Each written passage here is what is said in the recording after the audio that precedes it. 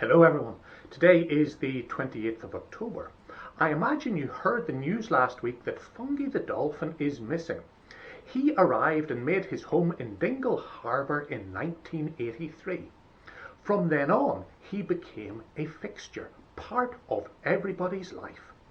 Then, 37 years later, he disappeared as mysteriously as he had come. Despite searches and a sonar scan of the seabed, no trace of Fungi has been found. All the coverage got me thinking about dolphins and doing a bit of research. We know that dolphins are very intelligent. Along with humans and apes, they are the only creatures that recognize themselves in a mirror.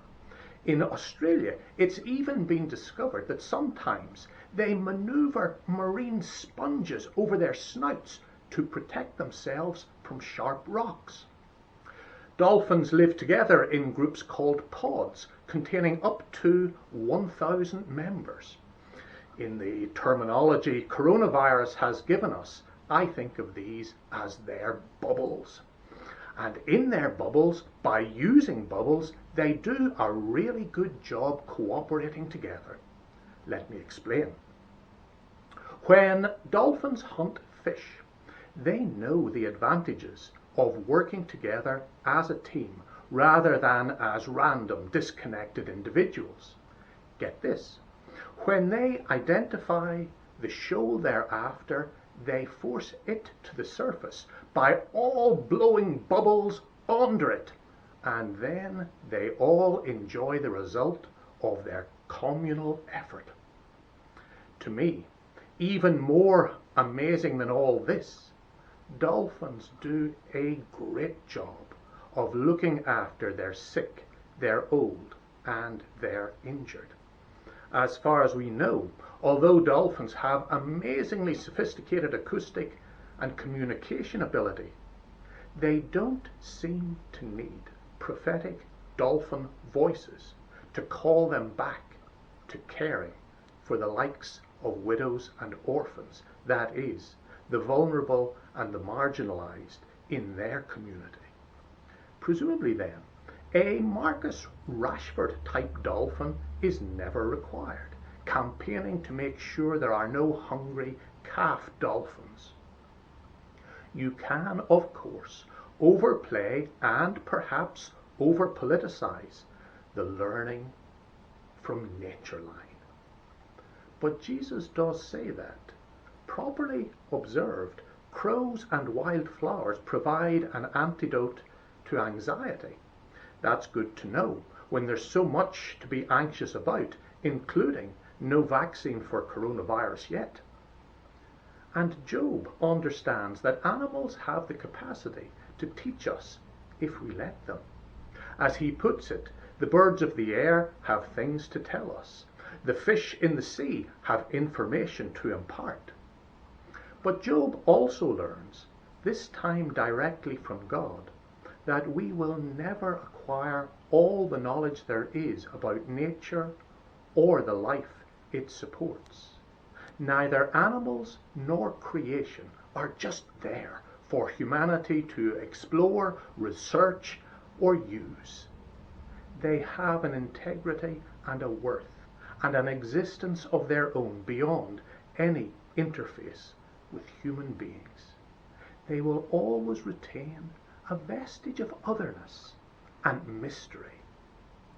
In the case of fungi, this sense of mystery was wonderfully captured in the voice of the crusty old lighthouse keeper who first got to know Fungi and developed a very special bond with him, but who understood that Fungi was an independent entity. Poetically, he notes, "No one knows more about that dolphin than I, for I can tell you times, without I seeing him at all, that he's there, for I know it in the water." Then he adds, "There's no one going to say to him, 'Where did you come from? Where are you bound for?' He has the ocean wide." When it comes to fungi, perhaps as a friend put it, tongue in cheek I think, The people of Dingle probably now regret basing their economy around a dolphin. But in addition to any financial spin-off, the relationship between dolphin and people does seem to have been one of genuine warmth and affection. The big lesson Job learns is that the life of every creature is in God's hands, and so is the breath of all humanity.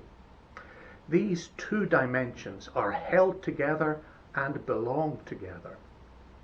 In our times, the big challenge we have is to learn again to live with nature in an attitude of gratitude, wonder and respect, rather than one of domination, exploitation and abuse. And we're going to have to relearn all this immensely quickly if we are to be anyway ready for the ecological challenges facing us, irrespective of what happens with coronavirus. Maybe in its way, the relationship between fungi and the people of Dingle is a little sign, just a little sign, of the rebalancing of how humanity and nature should interact. You know, maybe for a while, fungi is just practicing strict social distancing. Whatever of that, it's up to us to work at our relationship with creation. In our ecological context, the real question is not what will happen if we do this, but what will happen if we don't.